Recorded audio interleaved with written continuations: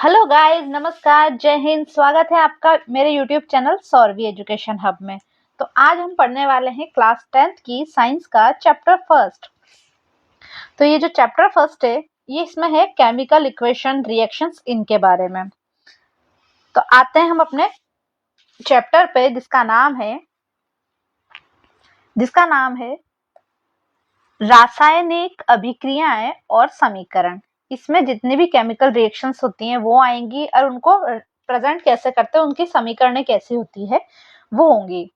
तो जो है पहले हम देखते हैं हमारे आसपास का रसायन विज्ञान। जो हमारे आसपास कौन कौन सी टाइप की केमिकल रिएक्शंस हमें मतलब आम जीवन में, दैनिक जीवन में दिखती हैं।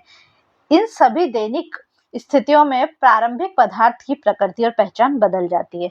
जैसे हम घर पे देखते हैं, जो हमारा दूध है उससे दही जम जाता है, तो वो क्या होती है, उसकी अवस्था बदल जाती है, उसका मतलब पहचान बदल जाती है। पहले वो दूध था, फिर खट्टा हो गया, उसमें खटास आ गई।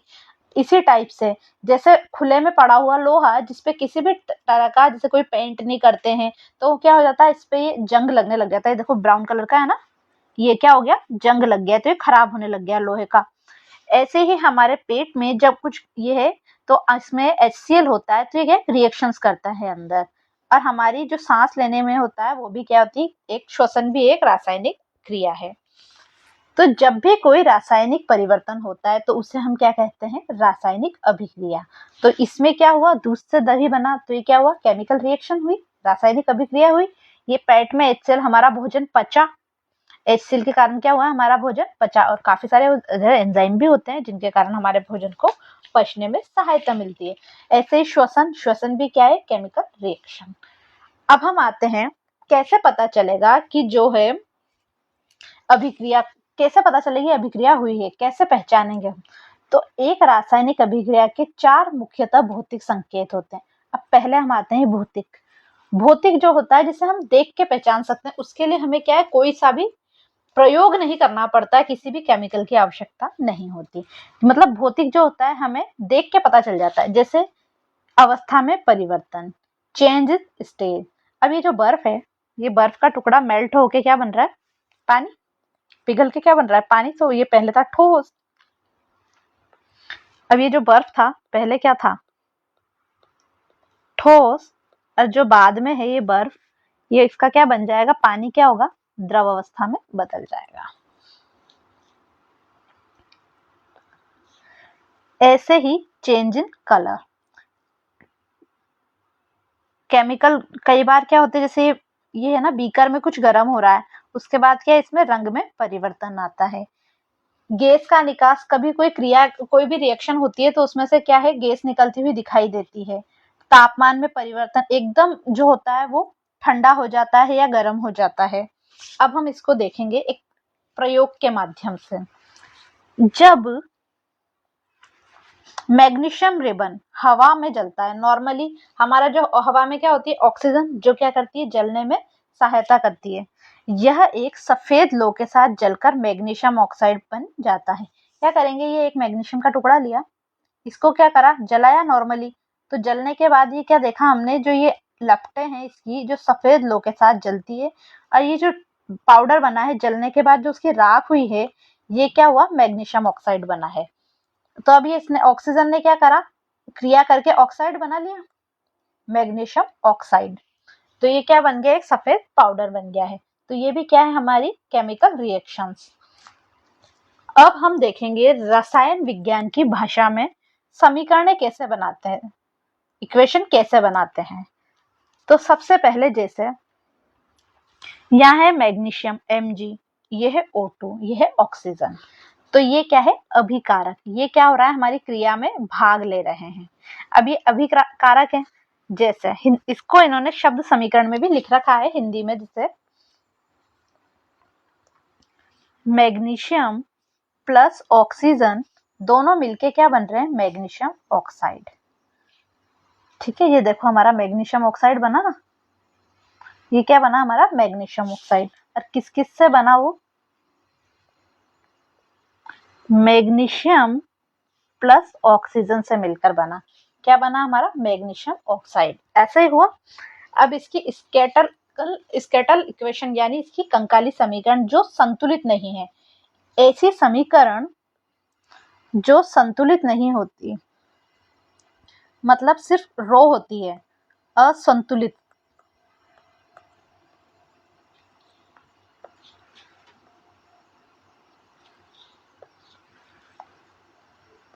असंतुलित जो समीकरणें होती है वो क्या होती है? कंकाली समीकरण है। इसमें संतुलन नहीं हुआ होता है अभी, तो वो क्या होती है? कंकाली समीकरण। तो देखिए ये मैग्नीशियम है प्लस ये ऑक्सीजन मिलके क्या बन रहा है? Magnesium oxide. Magnesium oxide. अब हम ये देखेंगे कि जो इसमें है ना, ये जो एरो है, एरो का ये पूंछ वाला हिस्सा तो क्या होता है? अभिकारक की तरफ, जो प्रोडक्ट यूज हो रहे हैं। अब जो प्रोडक्ट बनता है उसमें ये तीर वाला हिस्सा कहाँ होता है? ये ऐसा सिरे वाला, ये उत्पाद की तरफ होता है। तो तीर का सिरा उत्पाद दर्शाता है और जो अभिक्रिया की दिशा ये तीर वाला सिरा दर्शाता है कि भाई ये इधर क्रिया हो रही है, हमारी रिएक्शंस किधर हो रही है? इस साइड। अब हम देखते हैं समीकरण को संतुलित करना क्यों जरूरी है। तो अच्छा एक बार देखिए, ये एक तराजू है, ये इधर लेफ्ट हैंड साइड क्या रखे हुए हैं? हमारे अभिकारक। तो ये जो है ये क्रिया में क्या है? यूज हो रहे हैं। और इधर है हमारा RHS। RHS मतलब उत्पाद। उत्पाद देखिए, तो यहाँ पर अगर ये दो येलो पार्टिकल हैं तो इधर भी दो ही होने चाहिए, पर यहाँ दिख रहे हैं हमें 3 हो रहे हैं। ऐसे इधर ब्लू वाले कितने हैं? 3 और 2 5। चलो ये तो 5 है। तो पर हम क्यों देखते हैं इस समीकरणों को संतुलित, जो हमें अभिकारक यूज आ रहे हैं तो उतने ही मिलकर क्या बनेंगे? उत्पाद। क्योंकि जो होता है एक लॉ होता है द्रव्यमान संरक्षण का नियम। एक लॉ कौन सा होता है? द्रव्यमान संरक्षण का नियम। इस लॉ के अकॉर्डिंग क्या होता है? किसी भी रासायनिक अभिक्रिया में द्रव्यमान का न तो निर्माण होता है न ही उसका विनाश होता है। न तो द्रव्यमान को बनाया जा सकता है न ही उसको खत्म किया जा सकता है। जैसे इसमें क्या है? तीर के दोनों ओर LHS और RHS प्रत्येक तत्व के परमाणुओं की संख्या समान होनी चाहिए। वही मैंने बोला, इधर 2 है, इधर भी 2 ही होने चाहिए। एरो के दोनों तरफ क्या है? परमाणुओं की संख्या क्या होनी चाहिए? समान। यदि ऐसा नहीं है तो समीकरण असंतुलित है। और अगर असंतुलित समीकरण है तो कौन सी समीकरण कहलाएगी? अभी बोला था कंकाली समीकरण। अब हम बता दें समीकरणों को संतुलित करते कैसे हैं। इसके लिए एक मेथड यूज आता है हमारे, तो वो मेथड कौन सा होता है? वो मेथड होता है हमारा हिट एंड ट्रायल मेथड। तो वो कौन सा मेथड होता है? हमारा हिट एंड ट्रायल मेथड। इसमें हम क्या करते हैं, ये जैसे फेरस लिया, ये है H2 मतलब जल, इससे क्या बना? Ferrous oxide plus hydrogen gas निकली। तो इसके लिए हम क्या करेंगे? सबसे पहले सूत्रों को चारों ओर एक बॉक्स बनाया, ये ऐसा बॉक्स बन गया। फेरस के आसपास, जल के आसपास, फेरस ऑक्साइड के आसपास और H2 के आसपास। कुछ भी चेंज नहीं किया, बस बॉक्स बना दिया। अब हम परमाणुओं की कैलकुलेशन करेंगे, काउंट करेंगे कि भाई ये कितने कितने हैं। फेरस है, इधर LHS की तरफ फेरस कितना है? 1। क्या करा? अब हमने एक टेबल बना ली, तत्व का नाम लिख लिया भाई, तत्व LHS RHS, 3 तरफ टेबल बना ली। अब हमारे पास तत्व कौन से? फेरस। इधर कितना है? फेरस 1। और RHS में फेरस कितना है? 3। और दूसरा क्या है हमारे पास? Hydrogen H। LHS में कितना है? ये 2, ये हमारा 2। और अब RHS में कितना है? इसमें भी 2, कोई प्रॉब्लम ही नहीं है। अब कितना बचा? ऑक्सीजन। इधर ये ऑक्सीजन कितना है? LHS में 1 और इधर कितना है? 4। तो ये संतुलित है क्या? नहीं है, बिल्कुल नहीं है। अब हम क्या करेंगे इन्हें संतुलित। संतुलित करने के लिए सबसे पहले जो बड़ा वाला हमारा प्रोडक्ट बना है, जो यौगिक बना है, क्या बना हमारे पास यौगिक? ये Fe3O4। कौन सा यौगिक बना था हमारा? Fe3O4। हम क्या करेंगे इसके लिए?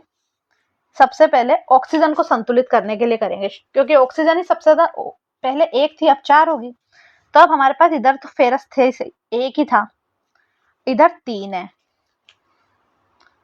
तो क्या करेंगे, देखेंगे ऑक्सीजन कितनी होनी चाहिए, 4। तो हम क्या करेंगे, ऑक्सीजन के सामने कितना लगाया, 4। तो ये 4 तो कितनी होगी, ऑक्सीजन हो गई। ऑक्सीजन का तो काम खत्म हो गया अपने 4। पर अब देखो 4 दूनी 8, जो हमारा हाइड्रोजन है वो कितना हो गया, 8 हो गया। तो अब इधर तो हमारे पास हाइड्रोजन कितनी है, 2 ही है। तो अब हम क्या करेंगे, दूसरी लाइन लिखेंगे। ये ऐसे हमें इस अभी लिख रहे हैं हम सिर्फ समझने के लिए। तो क्या करेंगे, यहाँ पर आगे 4 लगा देंगे, तो इससे क्या हो, 4 दूनी 8। अब हाइड्रोजन भी क्या हुई हमारी, संतुलित होगी।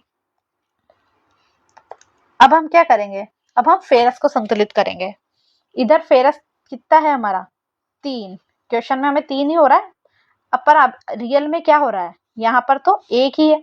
तो अब हम क्या करेंगे, इसको संतुलित करने के लिए फेरस के इस साइड क्या करेंगे, 3 आगे लगा लेंगे। तो हो गया ये, इधर फेरस 3 है, इधर भी फेरस 3 हो गया।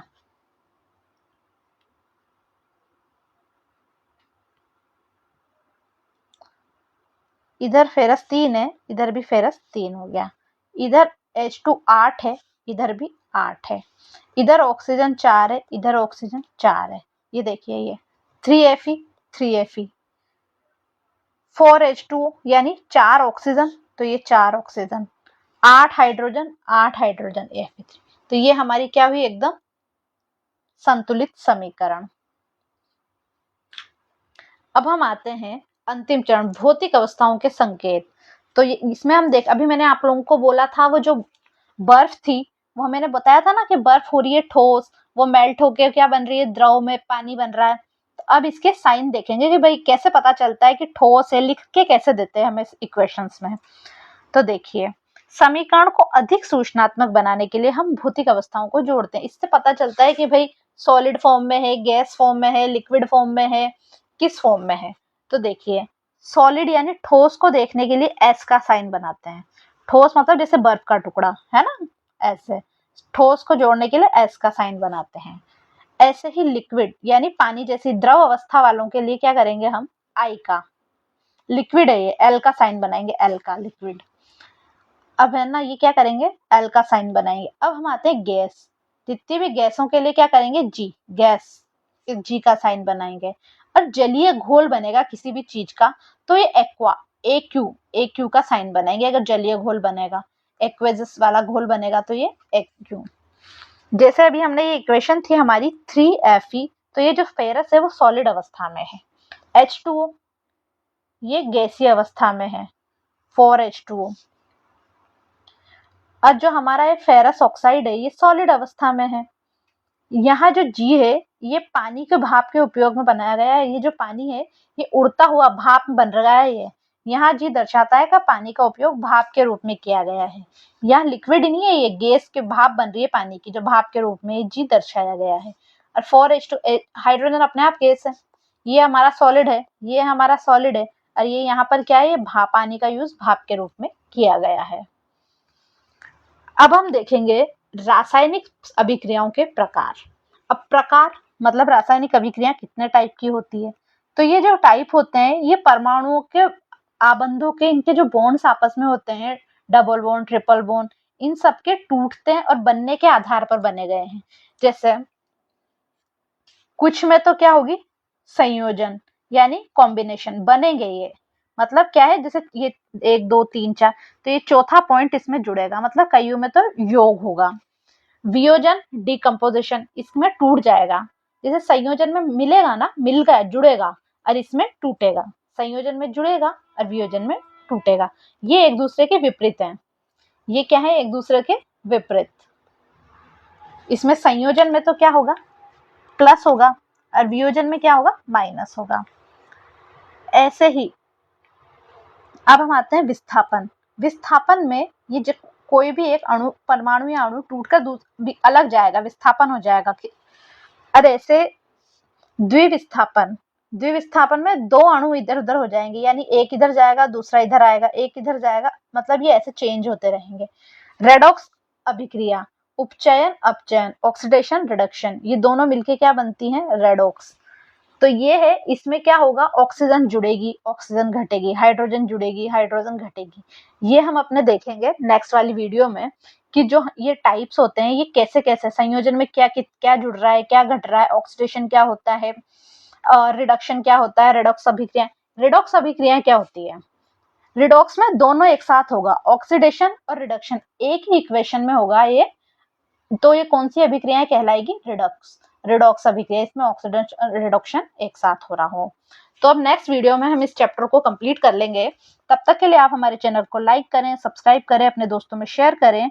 तब तक के लिए बाय।